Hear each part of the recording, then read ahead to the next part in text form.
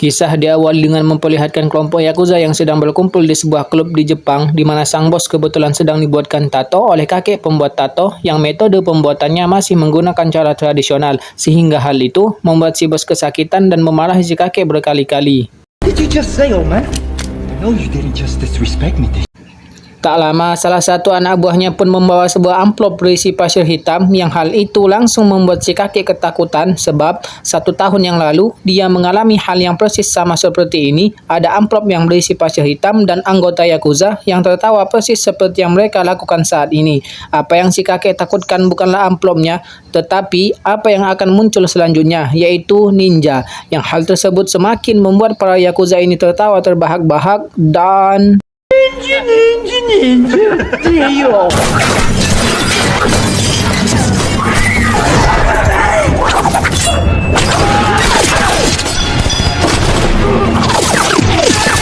Dan ya, semua yang dikatakan si kakek pun menjadi kenyataan ketika sosok ninja yang bersembunyi di kegelapan dengan begitu sadisnya membantai semua anggota Yakuza termasuk si bos, sehingga di saat bersamaan si kakek merasa sangat kagum sekaligus takut sebab mitos tentang keberadaan ninja kecuali Naruto adalah nyata dan bukan hanya dongeng semata.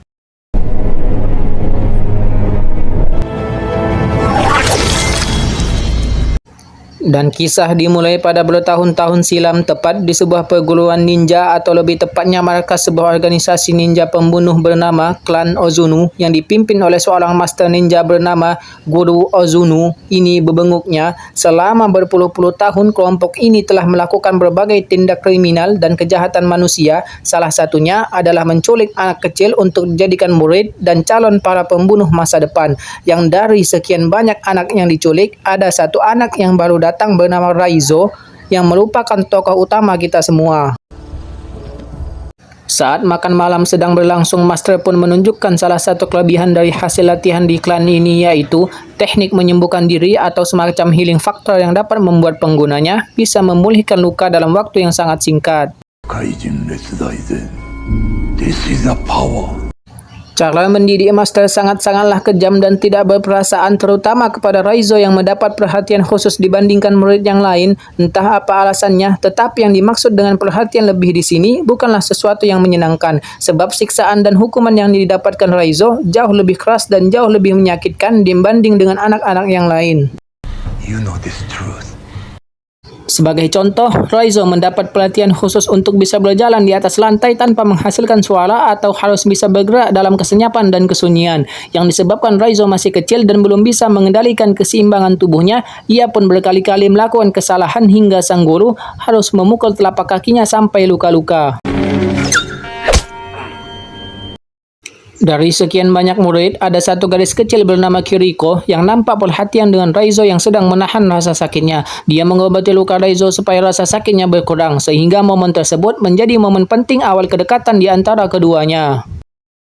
Beberapa tahun kemudian kini Raizo dan anak-anak lain sudah beranjak remaja, di mana saat ini Raizo sedang melakukan duel dengan sang murid pelontong bernama Takeshi yang nampak berambisi untuk mengalahkannya sekaligus ingin cari perhatian depan gurunya, yang ketika Raizo dicurangi hingga terluka di bagian kepala, sang guru bukannya memotivasi atau mengusap lukanya, tapi justru malah menambah rasa sakit dengan cara menunjukkan teknik memelintir ulu hati supaya Raizo bisa mengendalikan rasa sakitnya sendiri.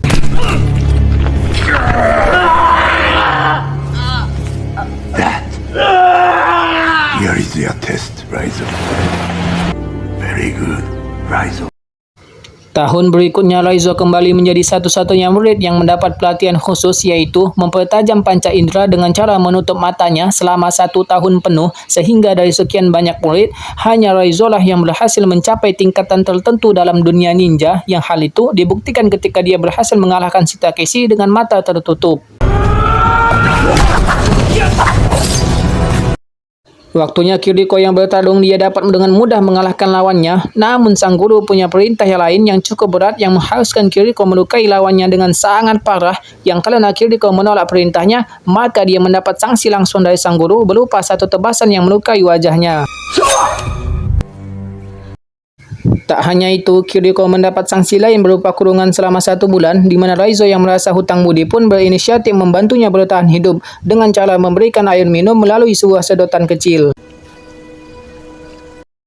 Beberapa waktu berlalu, Kiriko yang sudah tidak tahan pun nekat kabur sendirian, di mana Raizo yang memergoki hal itu pun sempat melarangnya, sebab jika dia melakukannya maka hukumannya akan sangat-sangat berat, yaitu kematian. Namun Kiriko tetap yakin dengan keputusannya, sebab setiap manusia berhak mendapatkan kehidupan dan punya hak untuk menunjukkan atau menentukan jalan ninjanya masing-masing.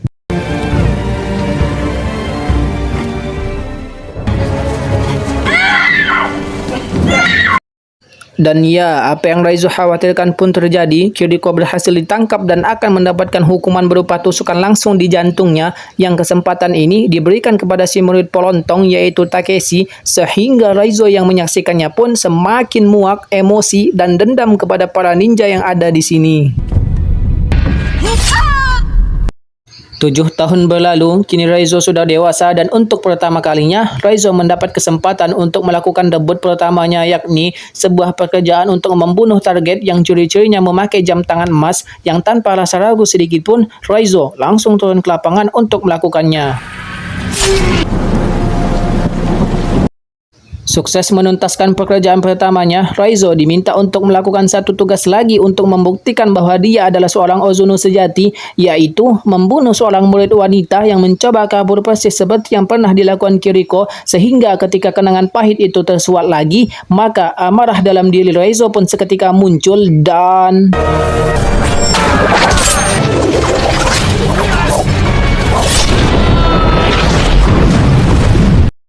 Entah bagaimana kronologi detail setelah kejadian itu, intinya si guru menganggap Raizo sudah berkhianat dan meninggalkan sedikit cendera mata berupa luka di wajah yang membuat satu mata si guru pecak, dan kisah baru akan benar-benar dimulai ketika Raizo memulai hidup barunya dengan identitas yang baru.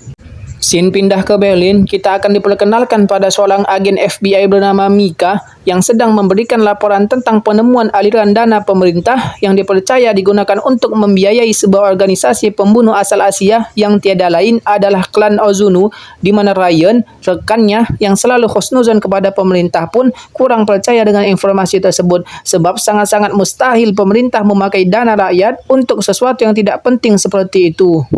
And bingo, Russian Prime Minister Zhukov. The day before the assassination. 2 hari kemudian, Ryan nyatanya peduli dengan penyelidikan Mika dan bahkan sudah mendapatkan beberapa informasi mengenai kasus ini, di mana 2 tahun yang lalu juga ada seorang agen intelijen asal Rusia yang sudah lebih dulu menyelidiki kasus ini, bahwa memang benar beberapa oknum pemerintahan negara diketahui sering memakai jasa dari klan Ozuno untuk menyelesaikan sesuatu permasalahan seperti menghabisi saingan politik, melukai pejabat yang taat pada negara, dan lain-lain, sehingga apabila Mika ingin melanjutkan penyelidikan ini, dia bisa pergi ke Rusia untuk menemui istri dari si agen yang tewas 2 tahun yang lalu. I'm Mika Coretti with Europol. Tanpa buang waktu, Mika langsung menemui istri dari mendiang si agen, di mana sang istri menjelaskan bahwa 1 tahun setelah suaminya melakukan penyelidikan terhadap kasus ini, ia menjadi seseorang yang parnoan. Saking parnonya, dia sampai memasang banyak sekali lampu tembak dan kamera CCTV, seolah takut dengan sesuatu yang ada di balik kegelapan. Dan benar saja, pada malam kematiannya, semua lampu tiba-tiba padam, namun kamera CCTV masih aktif dan berhasil merekam sedikit dari apa yang terjadi pada malam itu. Saat Mika periksa, ternyata ada wajah Raizo yang sedang bertarung dengan sesuatu yang tidak tertangkap kamera. Entah dia pelakunya atau sedang bertarung dengan si pelaku, namun Mika percaya bahwa Raizo adalah kunci untuk mengungkap kasus ini. Aku mah masih pemula. Ajarin dong sepuh, ajarin dong, masih pemula. Kembali ke Raizo dengan kehidupan barunya di kota, dia kebetulan sedang berada di tempat cuci pakaian tepat saat ada seorang wanita Jepang meminta pertolongannya yang berkat latihan selama bertahun-tahun. Raizo memiliki insting yang sangat-sangat tajam hingga dapat menjadari jika wanita yang ada di depannya saat ini adalah seorang ninja yang diutus untuk membunuhnya, sehingga...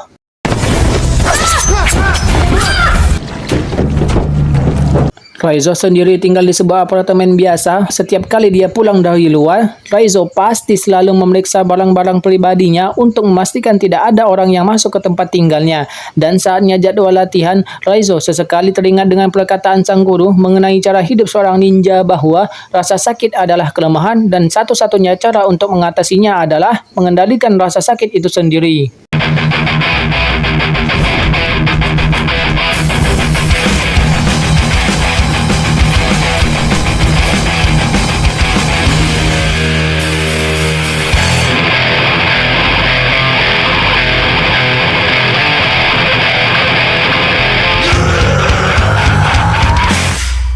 Meski Raizo sangat membenci gurunya, tetapi semua pengetahuan, ilmu, pelajaran, dan didikan sang guru tak pernah ia lupakan sedikit pun. Hal itulah yang membuatnya masih hidup sampai saat ini, meski pada insiden terakhir dirinya mengalami luka yang sangat parah, tetapi karena Raizo sudah mencapai level bisa mengendalikan rasa sakit, ia dapat melakukan beberapa hal luar biasa, salah satunya adalah debus, seperti yang sering ditampilkan oleh Master Limbat.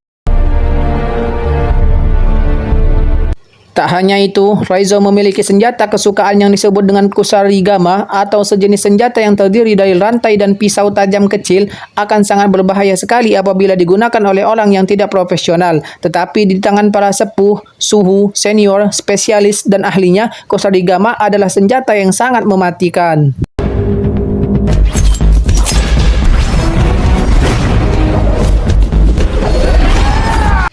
Raizo sebenarnya punya banyak kesempatan untuk pergi sejauh mungkin atau bersembunyi di tempat aman yang terpencil dibandingkan berada di kota dan tempat terbuka seperti ini. Tetapi bayangan akan rasa sakit hati, kehilangan Kiriko masih membekas di ingatannya. Setelah diculik dari keluarganya, hanya Kiriko lah harapan Raizo untuk memiliki seseorang yang tulus peduli terhadapnya. Tetapi sang guru malah membunuhnya begitu saja sehingga saat ini tujuan Raizo adalah untuk membalas dendam kepada si guru dan klannya dengan cara bekerja sama dengan Mika yang kebetulan sedang menyelidiki tentang klan Ozunu.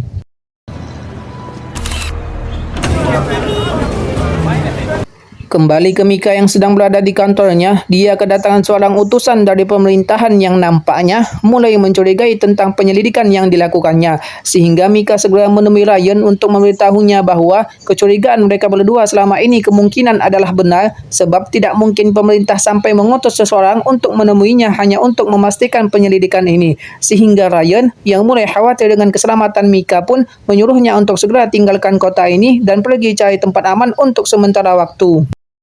Tiba di komplek rumahnya, Mika diberitahu tetangga tentang pemadaman listrik yang terjadi secara tiba-tiba, sehingga Mika menjadi sangat cemas sebab dari hasil penyelidikannya, tanda-tanda awal kemunculan para ninja pembunuh pasti selalu ditandai dengan hilangnya pencahayaan. Yang ketika ia sudah masuk ke dalam kamar, alangkah terkejutnya Mika saat menemukan sebuah amplop berisi pasir hitam dan tiba-tiba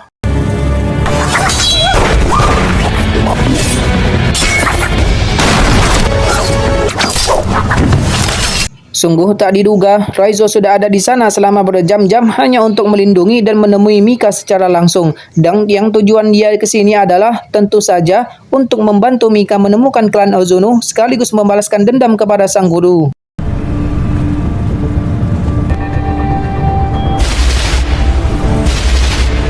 Mereka berdua pun berhenti di swalayan untuk merubah penampilan demi untuk mengurangi resiko ketahuan, di mana Mika yang beleguk pun malah menghubungi Ryan untuk memberitahunya bahwa saat ini dia bersama dengan Raizo, sehingga Ryan segera memberikan lokasi tempat untuk mereka bisa bertemu.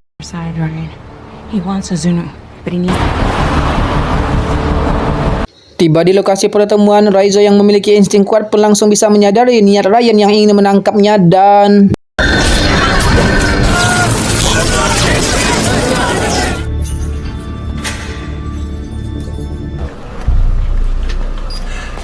Ryan ternyata punya agenda dan metode tersendiri untuk menggali informasi mengenai klan Ozunu, yaitu dengan menangkap dan menginterogasi Raizo dengan cara yang akan sedikit memaksa, berlokasi di sebuah gedung kosong dengan tangan dan kaki terikat, lengkap dengan lampu sorot supaya Raizo tidak bisa kabur di kegelapan.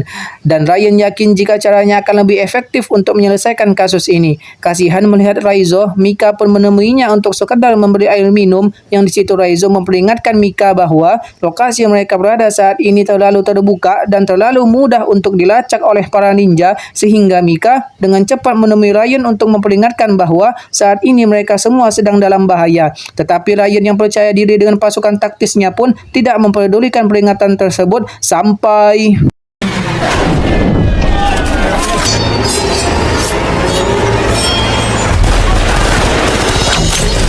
ketika para ninja sedang sibuk membantai pasukan taktis, Mika sendiri terlihat sedang melepaskan ikatan Raizo tepat saat satu ninja sudah keburu masuk ke dalam sana dan Ryan yang di awal pede dan meremehkan para ninja pun kini hanya bisa nyumput menyaksikan satu persatu anggotanya dibunuh. Raizo menyuruh Mika untuk pergi duluan ke mobil sementara dirinya akan menghadapi semua ninja hanya seorang diri. Little brother.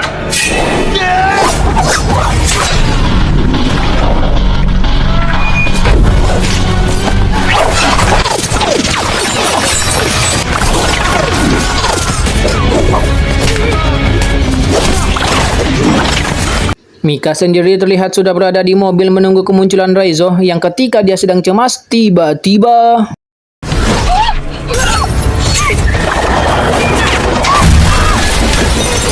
kembali ke Raizo yang masih bertarung di dalam gedung yang meski dia punya kemampuan di atas rata-rata tetapi jika dipepet terus-menerus lama-lama kelelahan juga sehingga Raizo memilih tempat lain yang lebih terbuka untuk melanjutkan pertarungan ini.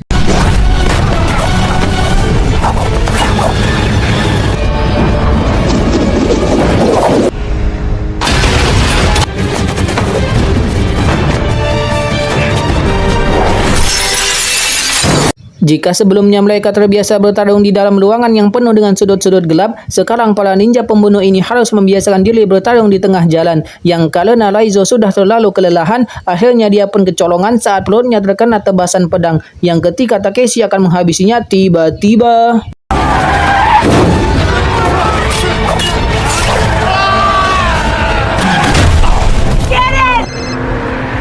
Ryan berhasil selamat dengan hanya menyisakan sedikit dari anak buahnya, sementara Mika membawa Raizo yang terluka ke kamar hotel. Yang di situ Mika dan Ryan sepakat akan sengaja membiarkan Raizo ditangkap oleh para ninja, tapi tentu saja ada rencana di balik semua itu, yakni memasukkan alat pelacak ke dalam tubuh Raizo supaya mereka bisa mengetahui di mana markas klan Ozuno itu berada.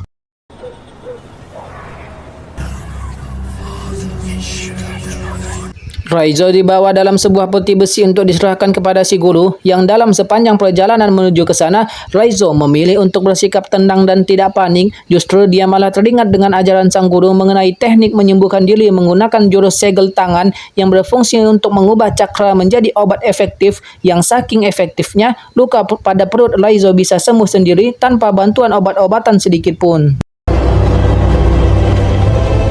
Tiba di markas, Raizo langsung menghadap sang guru yang kini sudah pecak. Beliau teramat sangat kecewa terhadap tindakan Raizo yang memilih untuk berkhianat. Padahal dulu waktu pertama datang ke tempat ini, si guru melihat potensi besar pada diri Raizo dan ada sedikit harapan tentang Raizo yang akan menjadi penerusnya menggantikan kepemimpinan klan Ozuno di tempat ini. Tetapi pada kenyataannya takdir berkata lain sehingga sekarang Raizo harus mendapatkan hukuman mati atas pengkhianatan yang telah dilakukannya.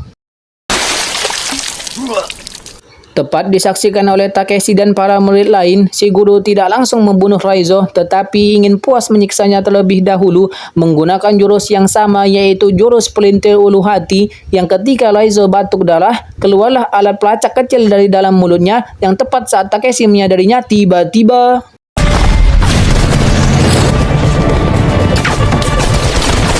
meski para ninja ini bisa muncul dan hilang dalam kegelapan, tetapi ketika dihadapkan dengan pasukan militer senjata api, tetap saja mereka kewalahan dan tak bisa menghindar dari peluru yang ditembakkan. Sementara itu Raizo yang ikatannya sudah dilepas pun memilih untuk masuk sendirian untuk mencari Takeshi dan sang guru untuk membalaskan dendamnya.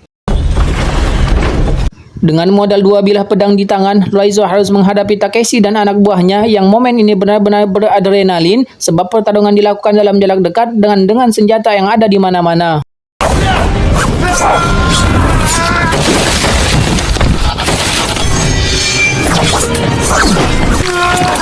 Selesai menghabisi anak buahnya, kini Raizo harus menghadapi Takeshi yang menggunakan cara licik, yaitu memakai jurus bacotan dengan mengingatkan kembali akan rasa sakit hati Raizo ketika melihat Kiriko mati dibunuh. Takeshi sudah salah besar mengingatkan momen tersebut sebab justru malah memancing emosi dan kebrutalan Raizo yang malah balik membuat Takeshi menjadi ketar-ketir dibuatnya.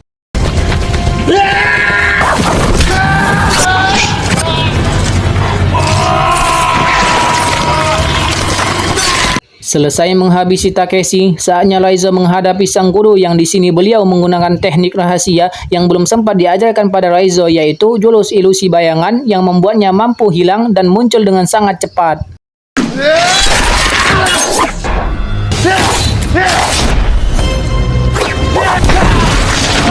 Raizo diserang secara bertubi-tubi, berdarah-darah, benar-benar dihajar habis-habisan oleh si guru yang bergerak sangat terlalu cepat, yang meski Raizo sudah berusaha maksimal, dia tidak punya peluang untuk menang melawan jurus tingkat tinggi yang dimiliki oleh sang guru. Tepat saat Raizo akan dibunuh, muncullah Mika yang berhasil menyelamatkannya. Namun sungguh sangat disayangkan, si guru tiba-tiba muncul dari belakang dan menusuk dada kiri Mika dan membuatnya langsung terjatuh dan Untuk kedua kalinya Raizo harus melihat orang baik dibunuh oleh tangan biadab gurunya, yang pada titik ini Raizo benar-benar sudah tidak tahan dengan gurunya. Amarah yang ada pada dirinya memancing cakra dalam tubuhnya keluar, sehingga tanpa sadar Raizo bisa meniru sebuah jurus tanpa dia harus mempelajarinya terlebih dahulu. Dan ya, kini saatnya si guru ketar-ketir melihat anak didiknya lebih jago, lebih cepat, lebih luar biasa menguasai jurus rahasianya, sehingga si guru harus tewas di situ dan saat itu juga.